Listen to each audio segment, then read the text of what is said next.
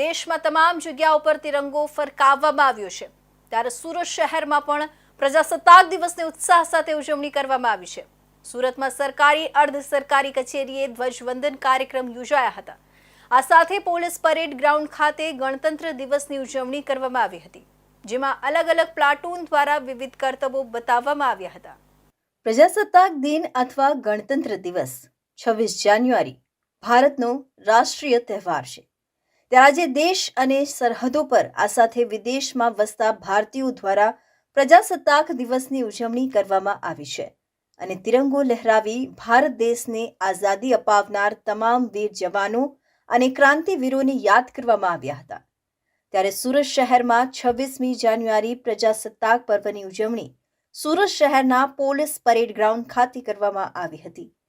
26મી જાન્યુઆરી પ્રજાસત્તાક પર્વની જિલ્લા કક્ષાની ઉજવણી સુરત શહેરના Athwa lines police parade ground ખાતે પોલીસ કમિશનર અનુપમસિંહ ગેહલોતની ઉપસ્થિતિમાં કરવામાં આવી હતી।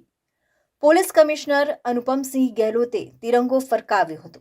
આ દરમિયાન પોલીસ કર્મચારીઓએ તિરંગાને સલામી આપી હતી। પોલીસ પરેડ ગ્રાઉન્ડ ખાતે થયેલી ઉજવણીમાં પોલીસના વિવિધ વિભાગોમાં ફરજ બજાવતા કર્મચારીઓને સન્માનિત કરવામાં આવ્યા હતા। આ સાથે શહેરના નાગરિકોને ટ્રાફિકના નિયમો પાળવા પોલીસ કમિશનરે અપીલ કરી હતી।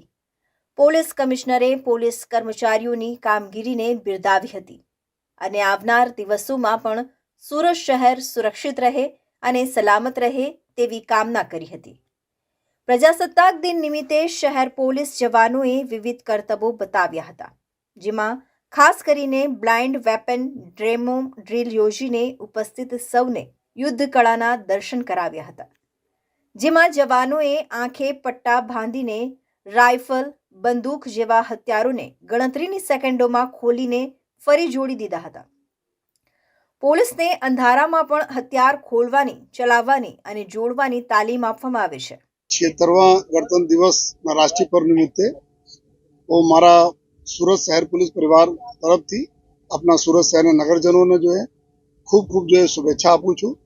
આજના દિવસ અમે લોકો જો એના માટે સેલિબ્રેટ કરીએ છીએ કે અમારા પૂર્વજો, અમારા ક્રાંતિકારોએ જે બલિદાન આપેલા આપણા સ્વતંત્ર ભારત માટે એના પણ અમે યાદ કરીએ છીએ અને સાથોસાથ આજના દિવસ ઉપર જ્યારે સુરત શહેર છેલ્લા એક વર્ષમાં આપણે પ્રજાજનોના ખૂબ સલામતી માટે ખૂબ જ મહેનત કરી છે। આપણા દેશ ખૂબ સરસ રીતે જો આગળ વિકાસના દોડમાં વધી રહ્યા છે ત્યારે સુરત આપણા ગુજરાત રાજ્યનો એક ખૂબ મોટો ફાળો છે અને આમાં જો સુરત શહેરનો જો ખૂબ એક મોટો ફાળો છે ગુજરાત રાજ્યના વિકાસમાં। ત્યારે પુલિસની જવાબદારી બને છે કે આપણા સુરત શહેરમાં જો અમારા કામ ધંધા બિઝનેસ માટે લોકો આવે છે, અમારો જો કામ ધંધા બિઝનેસ છે એની સલામતી સચવાય, એના માટે જો સમગ્ર વર્ષ અમે લોકો જો સાયબર ક્રાઇમ ઉપર જો ડ્રગ્સ ઉપર જો ટ્રાફિક ઉપર જો કાયદાના વ્યવસ્થા જાળવવા માટે ખૂબ સરસ કામગીરી અમારા લોક રક્ષકથી લઈને સિનિયર અધિકારી તો કરી છે। એના માટે હું બધાના અભિનંદન પણ આપું છું। પોલીસ કમિશનર અનુપમસિંહ ગેહલોતે સુરતવાસીઓને પ્રજાસત્તાક દિનની શુભકામના પાઠવી હતી અને જણાવ્યું હતું કે લોકોના જીવ બચાવવા 15મી ફેબ્રુઆરીથી હેલ્મેટ ફરજિયાત કરવામાં આવશે।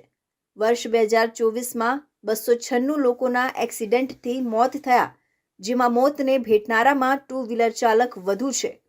લોકોને અપીલ છે કે પરિવાર ઘરે રાહ જુએ છે, માટે વાહન ચલાવતી વખતે હેલ્મેટ